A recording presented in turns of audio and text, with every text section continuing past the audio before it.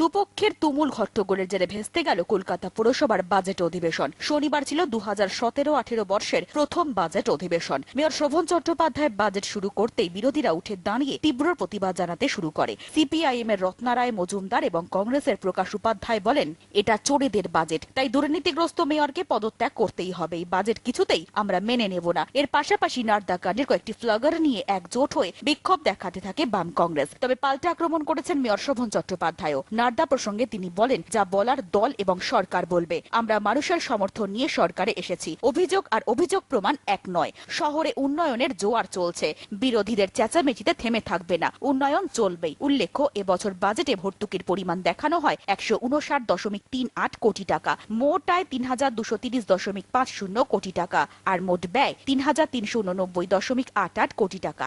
গত বছর যা ছিল সামগ্রিকভাবে রাজ্য সরকারের কাছে কিছু সাহায্য পাওয়ার পরিপ্রেক্ষিতে এবছর ঘাটতির পরিমাণটা কিছুটা কমেছে।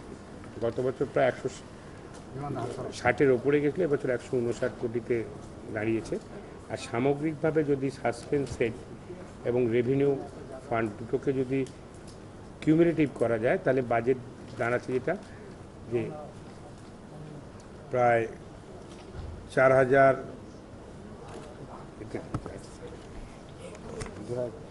লাখে পড়া প্রায় 4073 কোটি টাকার মতন মূল সাসপেন্স অ্যান্ড রেভিনিউ মিলে। আর শুধু যদি রেভিনিউ ধরা যায় যে, তাহলে সেটা দাঁড়াচ্ছে আমাদের কাছে প্রায়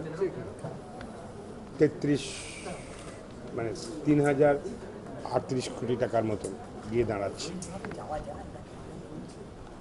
ঘাটতির পরিমাণ হিসেব করলে আমাদের ক্লোজিং ব্যালেন্সে এবছর 124.660 লাখ, আর টোটাল কিউমুলেটিভ করলে 120.613 হচ্ছে। এই মূল ঘাটতিটা কত হলো? 149 কোটি টাকা, তাই তো?